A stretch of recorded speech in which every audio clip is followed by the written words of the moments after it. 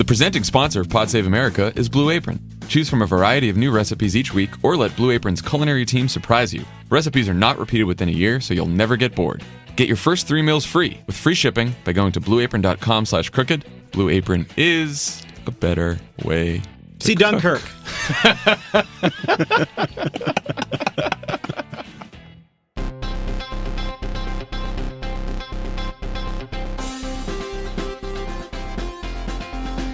Welcome to Pod Save America. I am the beleaguered John Favreau. We're beleaguered. I'm John Lovett. I'm the Mooch. On the pod today, we have CBS News White House and senior foreign affairs correspondent Margaret Brennan.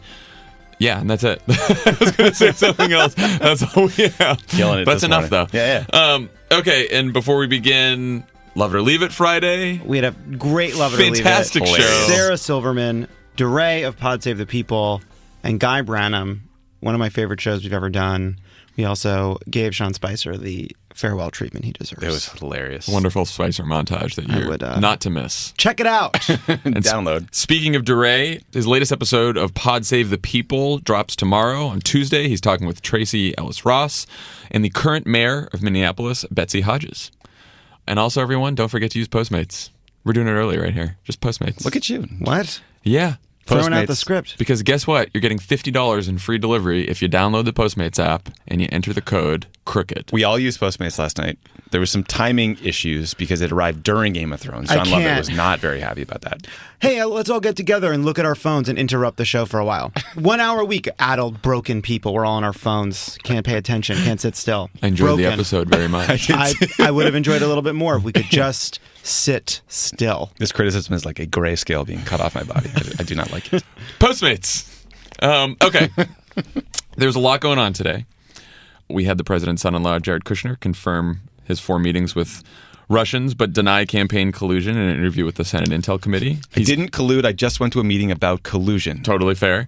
How hard is that to get? The president called on the Department of Justice to investigate his former political opponent while referring to his own attorney general as beleaguered. So we're going to get to all that kind of stuff. But first, the president's party is hurtling towards a vote tomorrow on a health care proposal.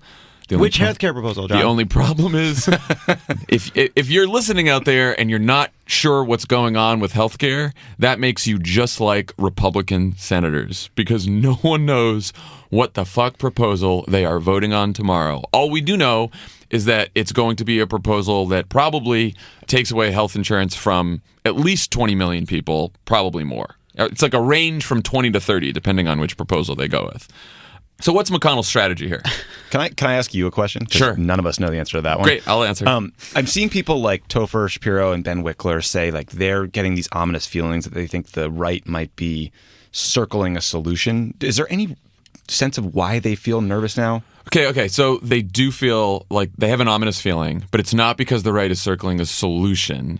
It's because the pressure from the right has finally ramped up, right? So basically what happened is like all the activism from the left and the center and everywhere else, experts, sort of pushed this thing to fail a couple times, right? Like that's why we didn't have a vote. Once McConnell failed, suddenly the right, the Koch brothers, Steve Winns of the world, all like the, grifter right-wing groups in D.C. I love their billionaire names. There's one named Vandersloot. Yeah, exactly. So Don't go on vacation with that guy. Trump, the billionaires, McConnell, these people, suddenly they put tremendous pressure on these Republican senators, started threatening primaries and said, you failed to repeal Obamacare, blah, blah, blah. So now all the pressure's on the right. So all of the, and we heard from Topher and some of these people that the calls going into some of the offices like Capito's office and Heller's office have gone from anti-repeal to pro-repeal. So that's what's making everyone nervous, right? Got it.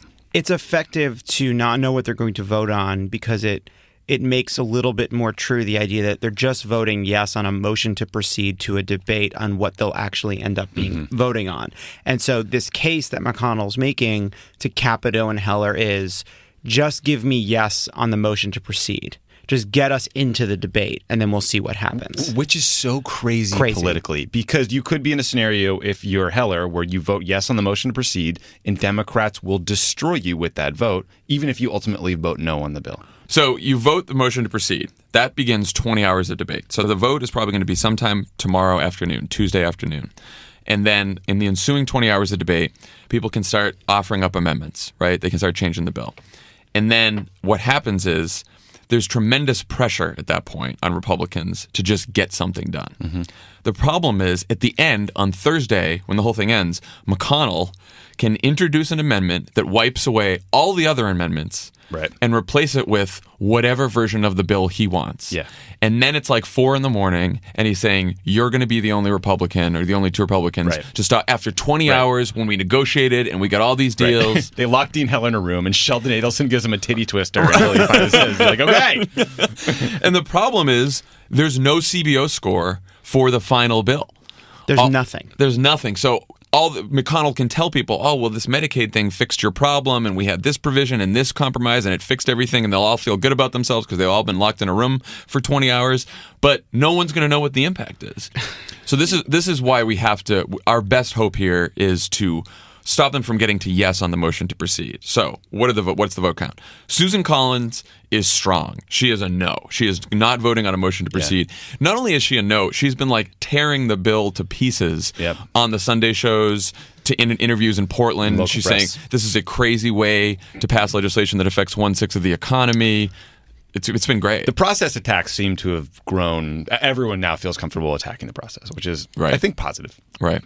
So Collins is a hard no. There's no indication yet that McCain will be back for this vote tomorrow. That means he can only lose one more. But like you said, Rand Paul's still so here's Rand Paul's deal.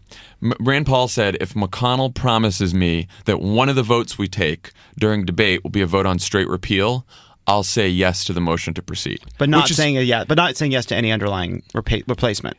Paul is still a no on any other bill but a straight repeal so far. But I don't know why Rand Paul wants to vote to motion to proceed just to get a vote that he knows he's going to lose on straight repeal, which is the case right now. So it's so hard to understand. I'm so afraid to be positive. So McCain's out, which means they can only lose 2. They've already lost Collins. Mm-hmm. They get a motion to proceed. If it's anything other than straight repeal, it seems like Rand Paul's a no, or is what we're thinking is Rand Paul is quietly telling McConnell, if I get my repeal vote and it goes down, then I can say, I tried to vote for repeal, but instead I voted for a bill that's imperfect, but gave me a lot of Obamacare. And McCain has deferred his opinion to his governor. That's very key. That's a good point. So McCain tweeted over the weekend or Friday, I think, I will do whatever Ducey says, who's the governor of Arizona. Not Steve Ducey. Not Steve Ducey, no. Thank God. Who is a historic idiot. Trump tweeted, I will do whatever Ducey said. That's a Trump thing. Trump thought it was good news. He was like, Steve. Love that guy. Love Steve Ducey. No, and Ducey, he hasn't said much in the last month, but back in June or early July, he said that he did not like the Medicaid cuts in the bill. So I don't know. Maybe that's a hopeful sign for McCain, but who knows? The other part of this is, put the politics aside, it's a fifth of the U.S. economy. It's the healthcare for every American. And they're going to whirl themselves up into a frenzy. There'll be a crazy amount of activity, and then a bill will pass. Right. And then we'll find out what it is. And perhaps the markets will crash. Who knows what happens? That's a good point, too, because another thing that happened on Friday was the parliamentarian ruled on which parts of the bill could pass under the reconciliation process. Under the reconciliation process, only stuff that affects the actual budget can pass. Nothing. So they have a tough time. Regulations, everything else that doesn't actually impact the federal budget. And one of the provisions that they struck down was basically, I won't go into it, but it's the whole provision that keeps the insurance markets together. It's basically the Republicans' replacement for the individual mandate. So a bunch of stuff came out. So their ability to defund Planned Parenthood came out. Their ability. So they think they can fix that with some new language. That's what the Republicans think. But what they can't, no one thinks they can fix the 6-month waiting period that would screw up the insurance markets. And no one is talking about it. So they could vote on a bill right now where the parliamentarians struck provisions that keep the whole insurance markets together. To say nothing of the Cruz Amendment, which hasn't been scored by the CBO, it hasn't been ruled on by the parliamentarian, and the Cruz Amendment is also something that could melt down the insurance market. I want you guys to know that you can tell how excited we are about a subject by the amount of hand gesturing. And today, it looks like John is leading a plane into a gate. It's so crazy. It is. We are a day away from a vote that's about healthcare. We don't know what it is. We don't know the strategy. The senators involved don't know what it is. There has never been anything like this. Not in our lifetimes. Here's the test. I would like to hear one Republican senator defend their policy on the merits. You can't say Obamacare fails. You can't say it's better than passing nothing. You have to actually say the positive effects of your policy without lying. Here is why we want to keep Obamacare. I challenge a Republican senator or anyone to try to give that answer. It would be great to somebody just sort of like fully throatedly defend this thing, be like, so I looked at these policies and I figured out the best thing to do for the American healthcare system. It's basically to keep Obamacare, but make it much, much, much less generous so that people don't have as much insurance and more people go bankrupt. Like, I was looking at it and like that's what I wanted. Right. And some of them, one of them will say, well, eventually premiums will go down. You'll say, well, why will premiums go down? Well, because all of the sick people and the elderly people would have given up their insurance because they can't afford it anymore. And so the only people paying for insurance are young, healthy people. So premiums will go down. Because that's the only argument. That is literally the only argument you can make for this bill about why premiums would ultimately go down 10 years down the road. Because parents waving flaming torches in front of hospitals trying to get medical treatment is actually not a pre-existing condition under this bill. You will recall that one of the major gripes about Obamacare is that too many plans had high deductibles, right? Which was true. The deductibles for many plans in Obamacare were pretty high. It's one of my personal gripes. Deductibles here will go up by thousands of percentage, like $13,000 deductible for someone who's making $25,000 a year. Which is just no insurance. There's no insurance. $13,000 deductible. And 22 million lose their health care. And now we're just hurtling towards this right now. And not like a small government solution. It's not like they're like, but we'll put power back. It's the same thing. They're keeping Obamacare. They're just making every single part of it worse. So anyway, you all know the drill here. Keep up the call. Wherever you are in the country right now, you can participate in this. You can either make calls, or if you're in D.C., if you're anywhere near D.C., protests, like follow Ben Wickler on Twitter. He's got a whole bunch of places you can go and events that are happening and numbers you can call and stuff like that. But I do think today and tomorrow and then Wednesday and Thursday, this is the week to ramp up the pressure. We're not going to say if the vote fails, we're all in the clear, because we can never say that until Donald Trump stops being president, Republicans stop controlling Congress. But if the vote fails this week, it is going to be very hard to keep it going. I think it also is important to just step back and this is a terrible process, and it really is hurting just the way they're doing this. Like, it is not necessary for Republicans to turn healthcare into occasional secret meetings followed by frenzied activity that makes half the country panic. Like, that hurts the country. That will leave a mark. We are going to be paying for this kind of legislating for a long time. I think that it's nice seeing the backlash, because McConnell's like, well, there's a suggestion box in my office that you could come by and talk about. No, everyone's like, no. Because he's going back, he's having these meetings with these all-male groups, and then he's going back to his office with his aides and writing it completely alone, and it has backfired so thoroughly on him. And you know what? Don't tell me that Dean Heller's politics are any more difficult than Susan Collins' politics, because, like, Hillary Clinton won both of their states. Both of them have possible, like, right-wing primary challengers that could unseat them. Like, Susan Collins faces the same pressures Dean Heller faces, but she decided to actually not break the Senate, and she wants a deliberative process, working with the other party, holding maybe one hearing. So, like, I don't feel bad for Dean Heller. No, we do not feel bad for it. The other thing, too, is, like, it's still just politics, and Republicans in Nevada are also able to see the news, and a more competent and decent and effective political person, like a Dean Heller, but with some fucking moral backbone, would say, I'm not going to vote for this thing. If you want a primary, go for it, but I'm the only person who can win. There are things you can do if you have some kind of whatever principle and fortitude to demonstrate to your people that you're someone worth sticking with. Ridiculous, guys. We're on the fence on the bill. What about Capito? Because she's putting out statements saying she's always been against Obamacare. That seems like she's leaving herself the ability to vote against this thing. I don't know. Yeah, well, Trump's with Capito today in West Virginia, so they're chilling out. They're chilling out. Time. They're going to the jamboree. They're at a Boy Scout jamboree. This is Pod Save America. Stick around. There's more great show coming your way. Pod Save America is brought to you by Omaha Steaks. Omaha Steaks. Grilling season is here. Yay. Elevate your summer cookouts with gourmet Omaha Steaks favorites. Right now, you can get this limited time deal. Exclusive savings on a very special, very large combo. The Giants of Grilling combo. That's what we're calling it. Okay. Wow. Get 50 items for $50. Do you have to be tall? It's only for like James Comey and Stephen Merchant? Hodor. List all items. I'm going to do that. 8 4-ounce boneless pork chops, 8 4-ounce boneless chicken breasts, 8 2-ounce ground beef sliders, 6 4-ounce burgers, 8 3-ounce gourmet jumbo franks, 8 3-ounce kielbasa sausages, And a 4 partridge. 4 5.33-ounce Delmonico burgers. I can't believe they make us read all this. Free with purchase. 8 shaved grayscales. Gross. Want to up your game on backyard BBQs in 2017? Nope, too Says much the copy slang. in all caps Too with much. a lot of question marks. Guys, I just bought Slang. a grill, so I do want to do this. Oh yeah, Tommy has a grill. I have a freezer full of Omaha steaks. Celebrate any occasion with a gift that's guaranteed to impress. Just for our listeners, this exclusive package is only $49.99. Go to omahasteaks.com, type PSA in the search bar, and add the Giants of Grilling combo to your cart. Again, visit omahasteaks.com and enter code PSA in the search bar to get this great package for $49.99. Have the best summer ever. I have a freezer. Ever. I have a freezer full of Omaha steaks, and then we have another sponsor that has like an exercise thing, and I feel like I could successfully kind of just turn myself into a Omaha steaks processing machine. Very good. Turning Very him into good. jumping jacks. Very cool. Pod Save America is brought to you by Sonos. Guys, I have an announcement. For the first time ever, Sonos is offering the listeners of Pod Save America 10% off. Whoa, One what? order of $1,000 or less for any product Wow. on Sonos.com. That's a Wow. lot. Isn't that exciting? Is there a an- code or That's a something? good deal. Well, let's keep reading to find out. This offer is available for a limited time only and cannot be combined with other discounts or promotions. Don't Do you- try anything funny. John, before I get involved with this, I would like to know if there's any kind of noise canceling option to stop people from talking during Game of Thrones. Use the promo code PSA10, that's capital PSA10, at Sonos.com to receive this exclusive offer. Play the same song throughout the entire house or give each room in your house its own soundtrack.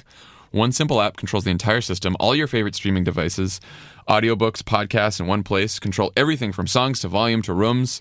You can group rooms together and pick what plays anywhere. I do that. Wi-Fi, not Bluetooth. It matters, especially when the phone rings or the person with the music has to leave. Yeah, we've all been That there. is super annoying. With Sonos, the songs stream from your Wi-Fi network, so there's never any of the dropouts, delays, or interruptions associated with Bluetooth. Never leave the music with Sonos. Josh always leaves the room when he's like connected to Bluetooth. It's very annoying. Listen up, Josh. 10% off one order of $1,000 or less for any product on Sonos.com. Use the promo code PSA10, that's capital PSA10, at Sonos.com to receive this exclusive offer today. You can almost make the Sonos loud enough to make up for the fact that people can't sit still for an hour and watch fucking Game of Thrones. Feels like next week Lovett might not come to Game of Thrones night. No, I don't want to miss it. Can it block out What? pundits barking? Pundit did not bark one time during Game of Thrones. barked 1,000 times. Fact check. No, Growling, Fact check. barking, Fact check. no. growling at Pundit, cute Stanley the whole time. Pundit is an angel during TV watching time. She sits very quietly. She was perched on my shoulder like a parrot. Meanwhile, the rest of them, including the humans, couldn't keep their yaps shut. We got to get up. We got to sit down. It's 1 hour a week. 1 hour a week. You sit quietly and you watch Game of Thrones. You don't be on your phone. You don't check Instagram. It's not that hard. How addled and broken are we? Everybody sit still. Seems like Sonos is the new home for the Love It grievance of the week. Sorry, Cash App. This is a Sonos week. Anyway, let's talk about Mooch Saves America.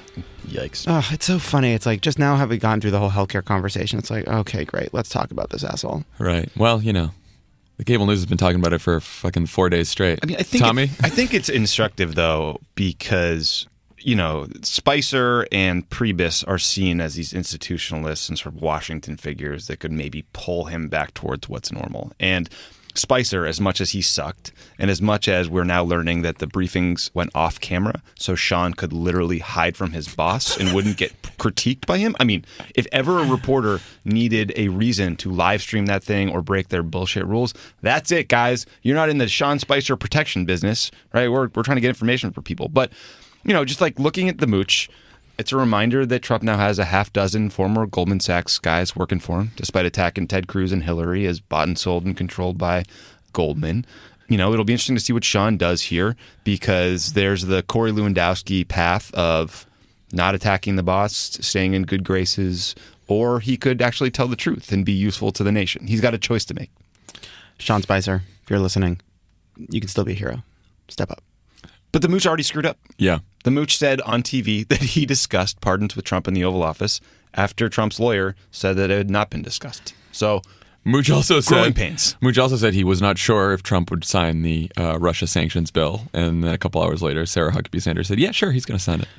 I think that Now then, Mooch said, "My bad." So everyone said, "Oh, well, he admitted that he said something wrong, and so we all love Mooch, and Mooch is going to save the I think world." Scaramucci, the Mooch, is what Donald Trump thinks he looks and sounds like. Yeah, that's right. I think that like Donald Trump looks in the mirror and he's like, "That's what I want to see. I want to see the Mooch." Every campaign deals with someone like the Mooch, who is this outsider who comes in and offers garbage advice like, look, we just got to let Trump be Trump, and tells the boss what he wants to hear. And he is a total chameleon. He gave money to Obama in 2010. He supported Jeb. He supported every other candidate. He attacked Trump on TV. And when it suited his personal purposes, he got on the Trump train. Let Trump be nuts. That's That the is strategy. the- That's the new strategy. Look, that is what Donald Trump is. He is. We've talked about this. He is an empty vessel for the ambition of terrible men.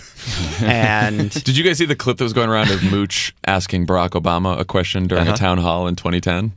And he's like, "Mr. President, we went to Harvard Law School together and blah, blah, blah," and just all this small talk. And then he goes, Wall Street is feeling so beat up by your administration. We're feeling so beat up right now. And we just want to know when it's going to stop. Remember 2 when that years was a after thing? the financial crisis. he's one of those. Drain the swamp. Drain the swamp with the Mooch. But the question is, like, Tommy, will the Mooch make any difference whatsoever? You have Sarah Huckabee Sanders is going to remain the press secretary. Her hallmark is saying even less than Sean, a little bit nicer. So that won't change.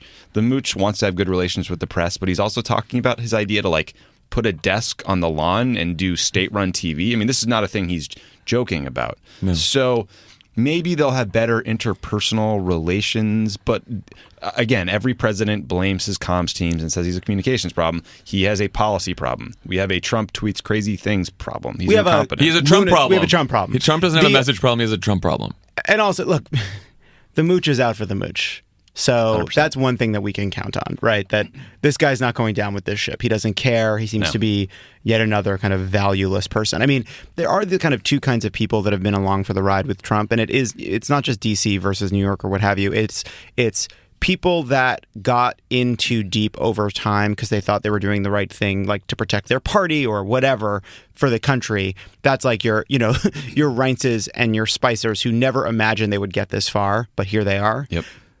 The kind of person that's getting in now, these are empty, morally bankrupt people who will turn on a dime. The interesting thing about the Mooch is that he's seen by some as a possible heir to the chief of staff job once they knife Priebus. So that's kind of a One other thing big about all thing. this, which is all this talk about how, Trump says you're fired. Trump cannot fire He's a anybody. coward. He cannot do it. He wants to fire Sessions, but he's afraid to do it. He clearly wants to get rid of Reince, but he's afraid to do it. So the way he does it is he makes their lives miserable until they quit. He subtweets them, or he just tweets about them. I mean, the Sessions thing this morning, my God, he called Sessions beleaguered. Ridiculous. He's beleaguered because Trump is attacking him. Can I tell you guys my favorite Mooch anecdote? And then we should probably move on. You're right, because screw that guy.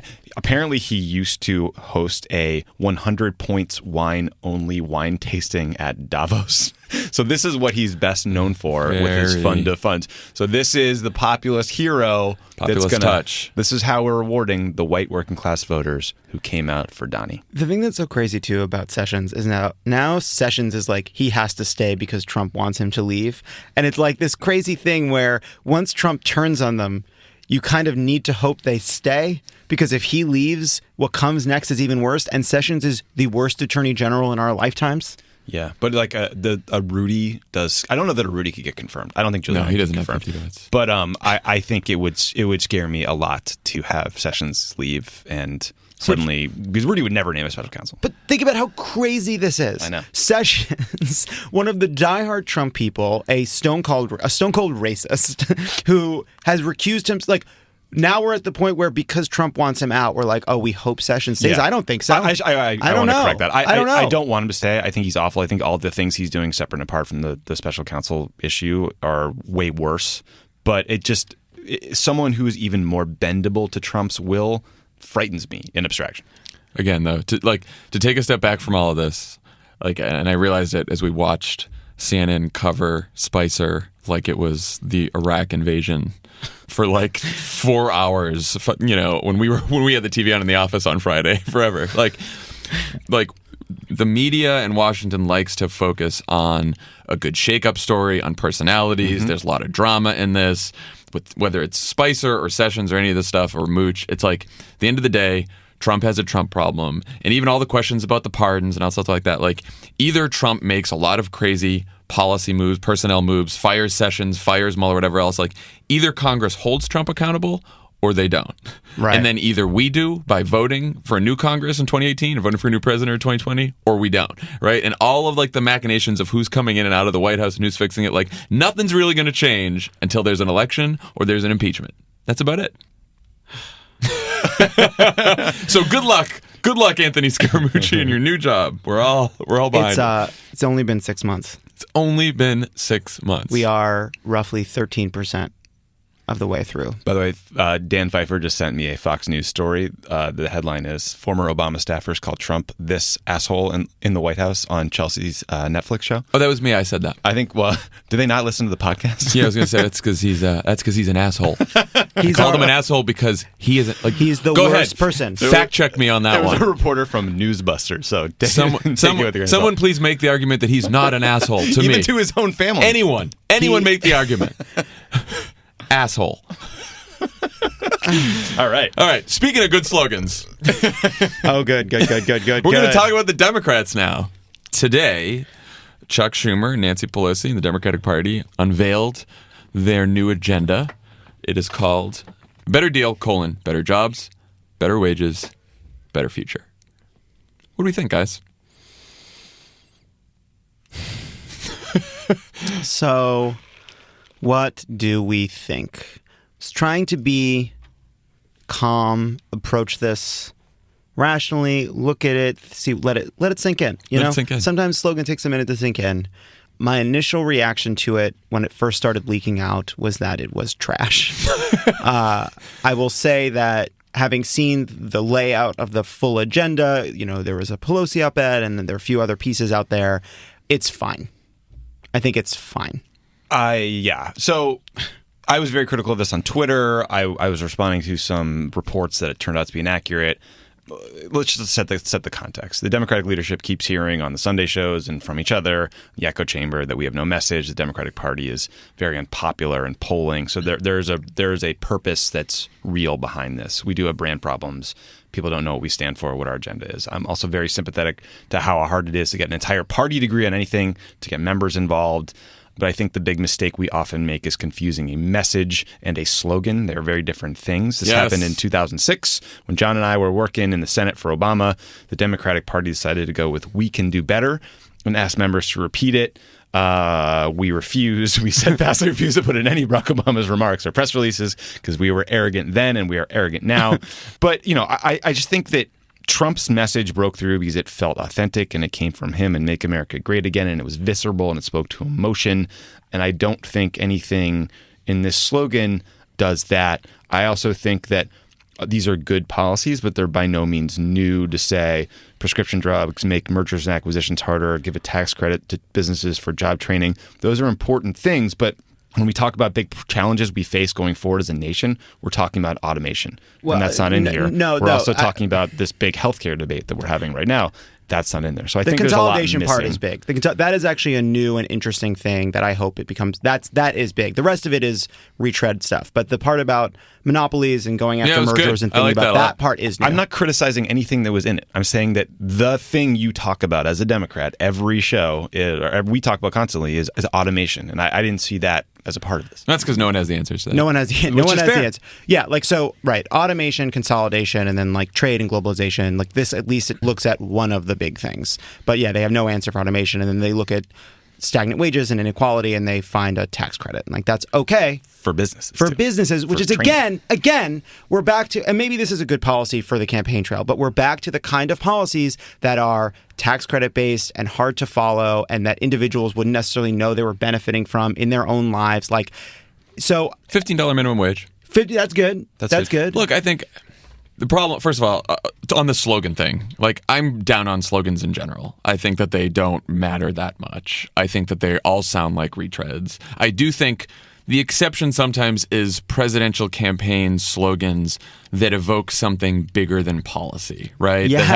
That have a cultural connection, right? So "Make America Great Again" fits with that. "Yes, we can" fits with that. I'll even say with Obama, right? Like people associate "Yes, we can" with him, but our other slogan that was the official slogan of the campaign, "Change We Can Believe In," I remember when the campaign was coming up with that slogan, and there were 50,000 emails and meetings and phone calls and polls and stuff like that, and it went back and forth, and maybe it was going to be "Change We Can Trust," right? Because it was supposed to be about Hillary. Well, so was "Change We Can Believe In." It was, right, it was against Hillary. But I remember writing the Iowa Jefferson Jackson speech, and everyone was like, "Well, we're coming up with a new slogan" and stuff like that. When they finally came up with it, I'm like, do whatever you want with the slogan. I'm going to try to find like one line in the speech to slip it in so we can say we did, but I don't care about it for the rest of the speech because you have to tell a bigger story than just something that a slogan can provide. So my thing about this is like better deal, like, we can do better way. Like these are the kind of phrases that may be good enough and like serviceable, fine. But I think about this moment, and maybe it isn't right for House candidates to be out there collectively with some bigger moral message. I don't know, right? So I'm just trying to not say that like we have the answers. But like you think of Great Society and even New Deal, like these were things that evoked like big changes and big problems and like big emotional moral arguments. And we're at a time which Donald Trump, the worst president, the worst person we've ever put in the job, is like laying waste to institutions. Mitch McConnell is about to have a secret healthcare vote, and the best we can offer is better. And maybe that's what our candidates should be saying, but I just wish that the better deal fit into a larger case for who we are and our vision for the future. And maybe that's something that we need a presidential candidate to do. Maybe that's something we need to do as collectively together and figure that out, and we haven't done it yet. I don't know. But just a better deal is small. And maybe it's enough to win, but it's small. I guarantee you that these guys heard polling presentations and focus groups where people said, we don't believe your big promises anymore. So we sort of wound it down to better. Sure. But I also sort of again, we're criticizing them for trying, and I'm glad they're trying. And this is an iterative process. They're going to roll out more policy. They'll like refine this thing over time. No one's expected to repeat it whole cloth. But if I were going to plan a rollout for this thing, I would have had some of the leadership go out and like do a bunch of town halls and meet with a bunch of people. Could be in New York, could be in any state you wanted. Hear their stories, try to incorporate the struggles of working people. But instead it's sort of in the format of an op-ed and stuff, and it just feels like language that was in Obama's Osawatomie speech that could have been in any Clinton speech in the 90s. I said the same thing to Lovett this morning. I was like, the op-eds from both Pelosi and Schumer, a lot of the language in there, it's just like it was Obama language and then it was Hillary language, and it's like it probably was Bill Clinton language. Like almost verbatim. I'm guilty of this. We're having all written for guilty of Obama, it. I wrote it a million times, and now that I'm out of the White House, you look back and you're like, yeah, we could freshen up. We need to. So just the term wages. Like who talks about my wages? I'm really frustrated with the fact that my wages are stagnant. No one says that. The other thing is we should lead with telling a story about each of the individual policies that really breaks through, right? So not in a wonky way, because we think Democrats are too wonky with their policies, but like if you think about Trump's campaign, right? Everyone knew he wanted to build a wall, and they knew about the ban, right? Like we now have what we just said, good policy, interesting policy on breaking up corporate mergers, right? So go tell a story that is about breaking up, trust busting and stuff like that. Busting Comcast. Yeah, and have something so like people know now that they associate Democrats with that antitrust policy, that they don't want mergers. Yeah, right? I read all the different pieces that the Democrats have rolled out today about explaining what the agenda is, and they all organize them into different baskets. They're all first, second, and third, and they're sorted differently because there's no coherent notion behind them. Like basically it's like there's infrastructure, there's a tax credit, there's prescription drugs, there's minimum wage, there's mergers. What does it add up to? It's better. And it is better. It is better.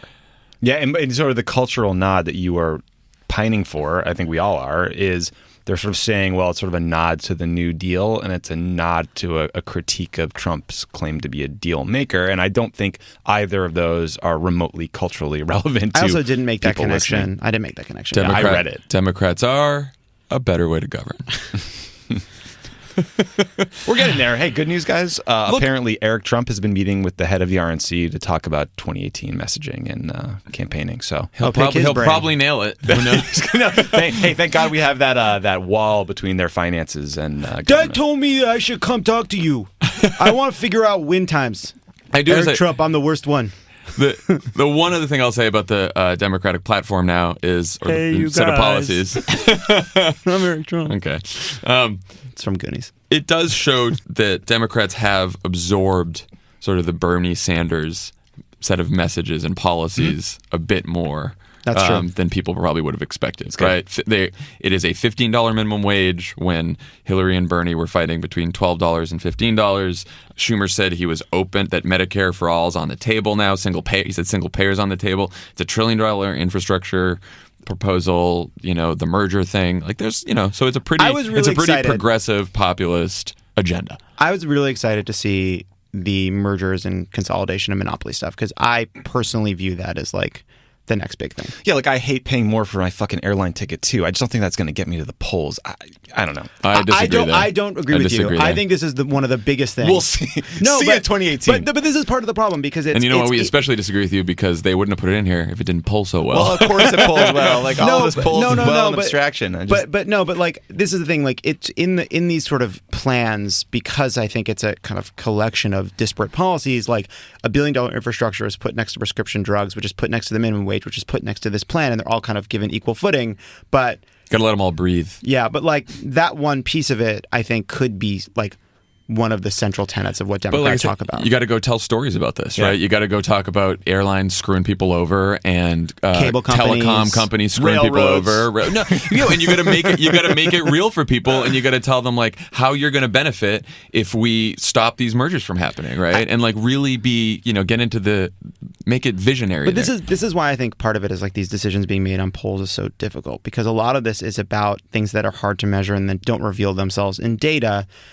People feel kind of under siege and from a lot of different places. And one of the things that's happened is partly because of consolidation and because we're sort of all on a daily basis dealing with giant companies that don't have our interests at heart, that make us sign crazy agreements and that treat us poorly and that make us wait to get on the phone. Like we are all feeling on a daily basis like our dignity is being sapped. And Donald Trump is in part a response to that, this sense that like everyone's making you feel like a sucker, but you're not a sucker if you stick with me. And like I feel like there are these bigger forces at play, which is why I was excited about that part of it. Did you feel like your dignity's been sapped today, Tommy? Well, probably later on. maybe at lunch. Make fun of me all you want. See, what we're going to do is we're going to make fun of messages, and then we're going to propose them, and then we're going to make fun of... Oh, I have a message.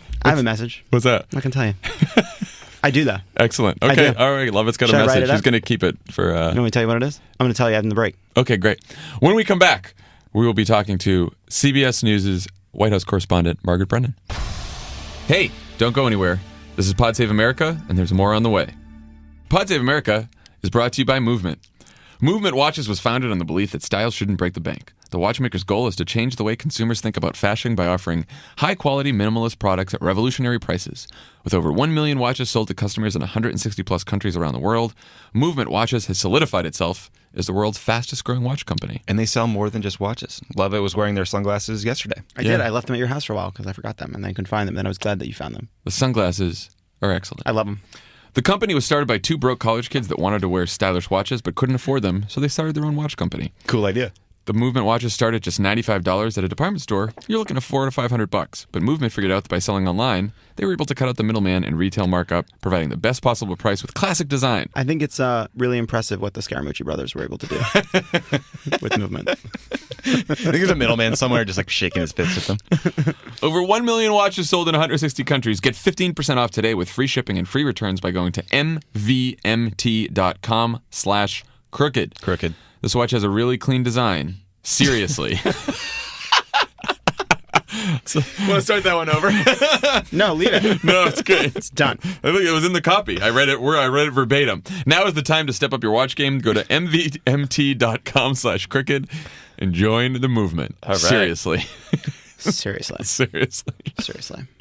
And of course, Pod Save America is brought to you by the Cash App. I don't Cash even know App. what to say about the Cash App because I excised all my other grievances during previous Well, let's start ads. with what they want us to say, which is that if you download the Cash App now, you not only get $5 for yourself, but they'll give $5 to Donors Choose, which is a fantastic charity that Love supports it. teachers in their classroom, buy some stuff they actually need. John, can you walk them through the details of what you need to do? Yeah. So you download the Cash App. There's a code. Pod Save. And you give $5 to you, $5 in your pocket, and $5 to Donors Choose, which is a fantastic We love it. charitable We love organization Donors Choose. that helps teachers in their classroom buy some supplies they need. So many teachers are spending tons of money out of their own pocket for like paper, pencils, stuff that schools should be giving them, but they just aren't, and Donors Choose helps them. Yes. iPads. The ravages of the school system being repaired by Donors Choose on a daily basis. And then we'll get to what Betsy DeVos is doing later. Great. Donors Choose. I mean, Cash App. Both.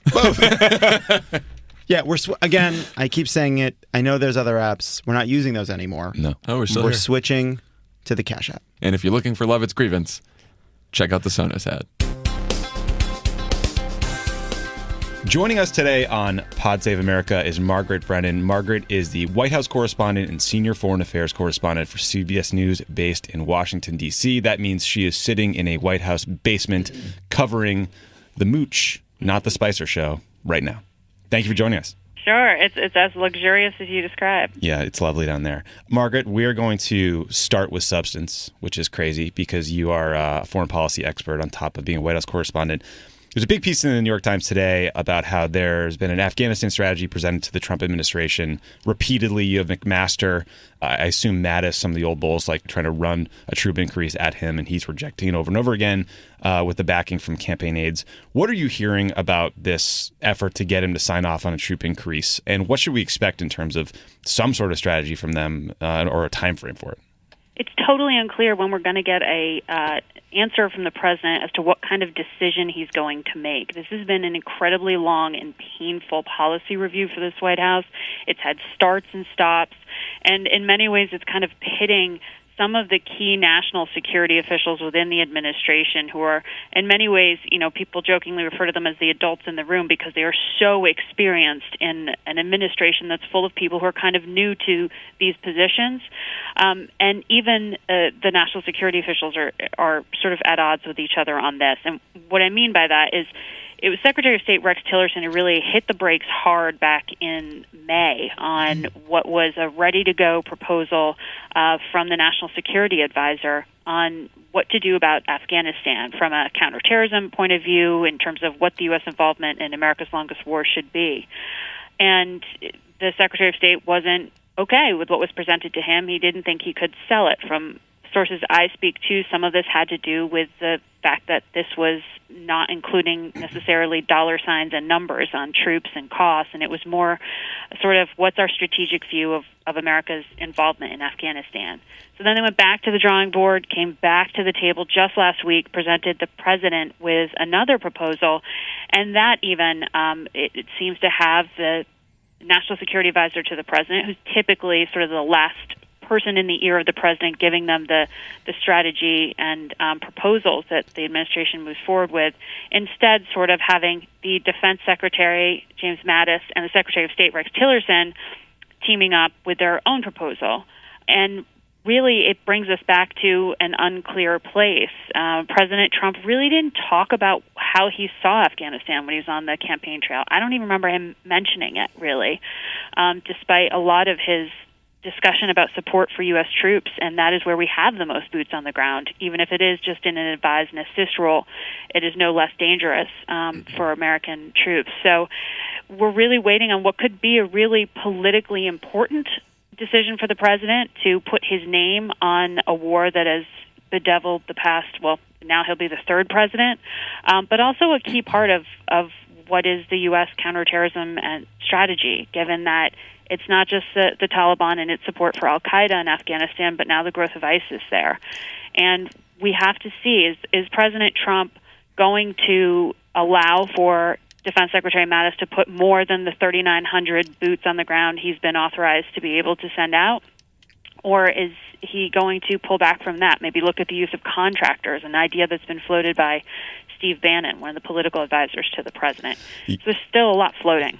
Yeah, this feels a lot like Groundhog Day, the 2009 Obama Afghan review, where he was accused of dilly-dallying and then faced all the exact same questions and same challenges, and fundamentally the problem is no different. Just a quick follow-up on that. I mean, you have Tillerson apparently blocking this. There's also rumors of what they're calling a Regxit, that he might resign early in less than a year. Are you hearing anything about that? Look, this administration is rife with those rumors all the time about virtually everyone in the administration, and I'm not joking when I say that. If anything, right now, while there is that buzz over how long will Rex Tillerson, the Secretary of State, be willing to be in a position where the department he oversees is getting gutted in terms of funding, is being sidelined in terms of many decisions, and he's fighting for influence, someone who really was a captain of industry before he took this job. It's a totally new ballgame for him, and he's admitted that he's used to being the decision maker, and this is kind of a strange position for him to be in. It's not clear how long he will last, but so far he seems to be continuing to fight to represent, at least in the Afghanistan context, a broader strategy where he was pushing forward more diplomats. And he was saying, wait, let's look at what's happening in Pakistan, too. Let's not just talk about boots and numbers. Let's put this together in a bigger picture point of view. But what I am hearing is a lot of pressure on the National Security Advisor, H.R. McMaster. There are a lot of people gunning for him right now. There's a lot of rumor mongering out there. And in terms of pressure on key national security figures, he's got a lot on him. Well, now I think we've gotten through the fluff of the interview. Let's talk about substance. Have you seen Sean Spicer? Is he able to make eye contact with the press corps? I have not seen Sean Spicer today. The lights in the press secretary's office were off when I walked in there around 6:15 this morning. Also have not seen Anthony Scaramucci, the new White House comms director, today. But Sarah Sanders, who steps into the role that Sean Spicer is stepping away from, been very active, very responsive, as she has been throughout the past few months of this administration. She's been pretty steady in this comm shop. She's been on the job, but have not seen Sean Spicer, though I'm told he was smiling on Friday when he walked out. Did he have a mini fridge in his hand?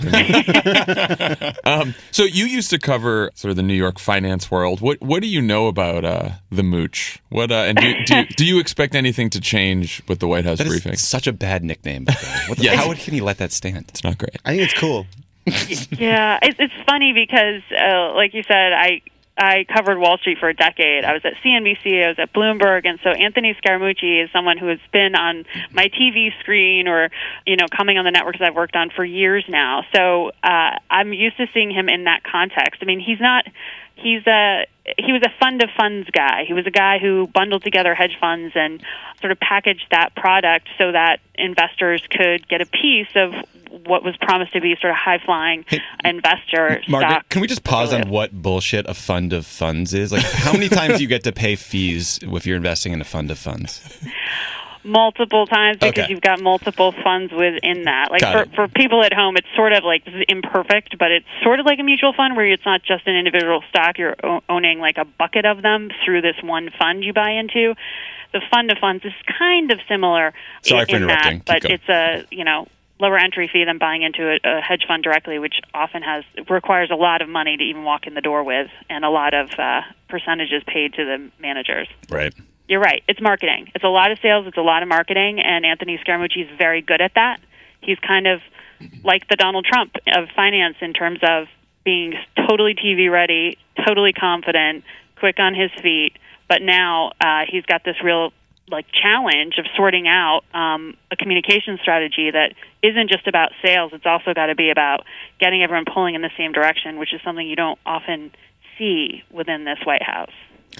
We've gone back and forth with a bunch of different reporters on this question, but are you in the White House briefings are still useful camp, or the, they've sort of outlived their usefulness at this point camp? Look, I have always gotten viewer emails or tweets like, what are you doing on your BlackBerry or your iPhone? Why aren't you paying attention? You sort of forget in the front row of the White House sometimes that so many people watch these around the world to try to get any kind of sense of where the administration's going. And the reason that we're constantly, writing down notes and on our devices is because we're, in this administration, trying to cross-check with what's true, what's not, what's the latest thing this other individual in the administration is saying. So in terms of going to the White House briefing and expecting to get one encapsulating view of the White House position, you don't often walk away with that. It has become, it's always been a bit of political grandstanding on both sides. I will say, even as a member of television, I sort of roll my eyes when you have the same question asked over and over. But it is important to have the administration to be able to be on the record about key issues. And it's really going to come down to whether Sarah Sanders or anyone else out there can actually answer those questions. And that's often the challenge these days, particularly on foreign policy or anything that's not really in crisis and of the moment. It's hard to get a straight answer. So, I'm geeking out with you because don't get to talk foreign policy very often on the show. Another big thing that Trump promised during the campaign was repealing the Iran deal or getting rid of it, tearing it up, whatever.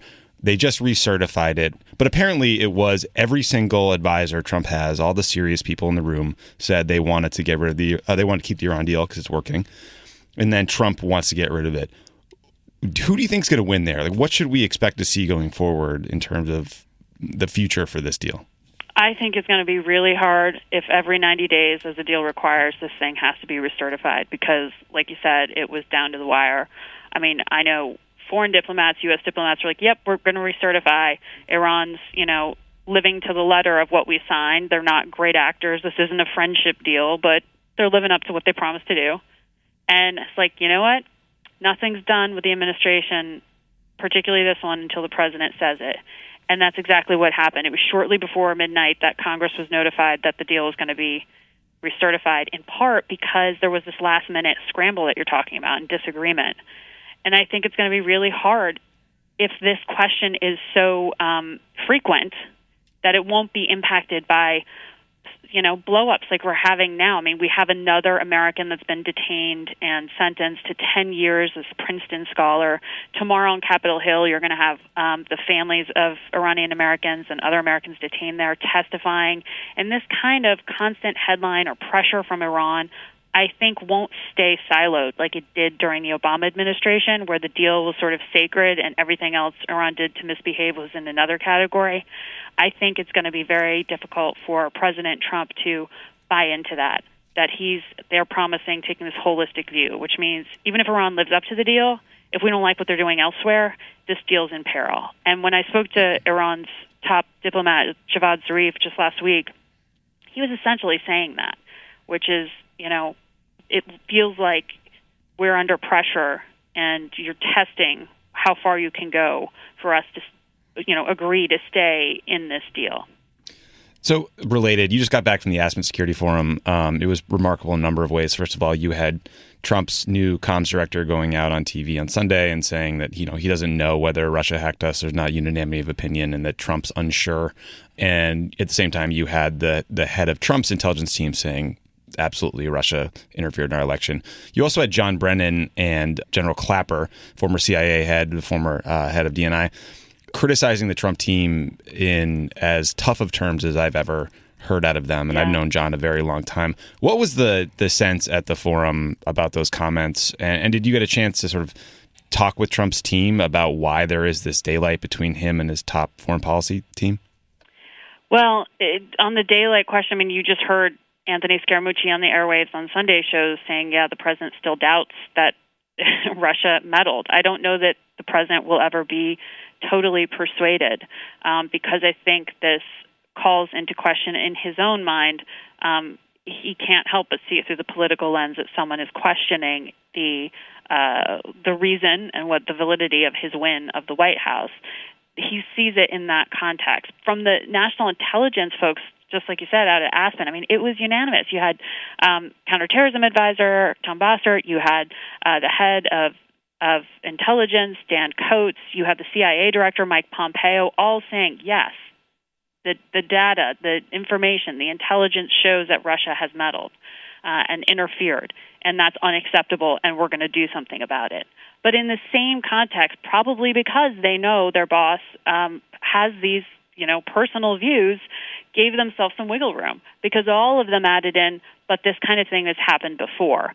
When they were pressed during some of these interviews, they did acknowledge, look, this was a this was a new level of interference, and this is only something that the Russians are getting better at doing. So they acknowledge it's a threat. But it's a weird thing because you have what is becoming politicized intelligence in that context. And, of course, on the other side of it, you had Brennan and Clapper, the formers, who looked so relaxed all of a sudden, the weight of the world off their shoulders to be out at a summit where they're not, in those positions anymore and able to reflect. And they were just fired up, really defending the intelligence community, angry at President Trump for questioning them and questioning basically their patriotism, they said, and really saying this is something that needs to be taken seriously. And Director Clapper, who is always so buttoned up, I don't think I've ever seen him never that fiery, ever. I would say, if anyone who knows John Brennan, too, like, you do not see John Brennan get riled up like that. But when you do, it's fucking scary. Right? Yeah. The Irish temper comes through. Those things that club you.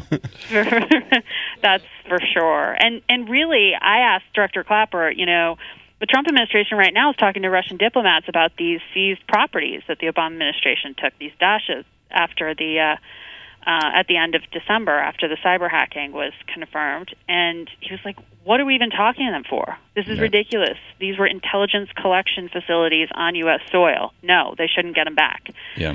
And yet those talks are happening. Bizarre.